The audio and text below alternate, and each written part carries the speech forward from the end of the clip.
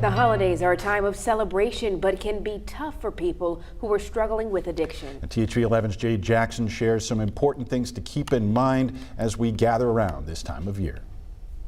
Kyle Brewer dresses for the job he loves. And I just meet them where they're at in the hospital and kind of walk through those next steps with them. He's a peer specialist for alcohol and drug addictions at UAMS. Whether that's just having a conversation or that's getting connected to recovery and treatment resources. Brewer often wears this watch. My mom started doing this thing that on my sobriety date, which is July 10th, she gets me a watch, and this one was for my 3 years.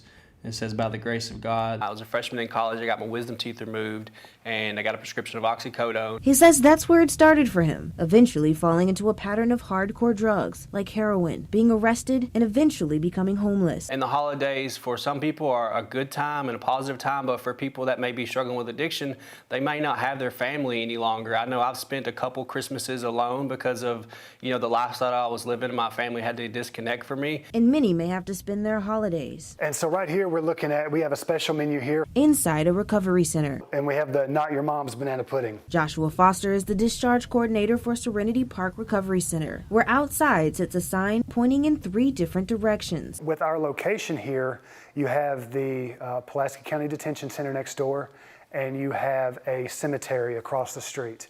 So one of these signs, the Sobered Up, points to our building. The Locked Up points to the county jail.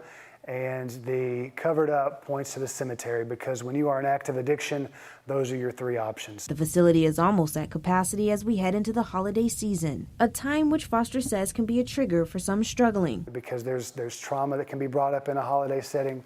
There's oftentimes alcohol that goes along with the holidays, whether there's a party or a family gathering. He encourages family and friends to be overly supportive. Don't force anything, but look out for warning signs of use. Warning signs are definitely going to be any sort of mood change, any sort of behavior change, any sort of isolation. Because, Foster and Brewer say, the last thing you'd want for someone in recovery is to relapse. When you get into recovery and you're not using every day, naturally that tolerance goes down. So if something was to happen and you were returned to use, there's a significantly higher chance that you could potentially overdose. In Little Rock, Jade Jackson, THV 11 News.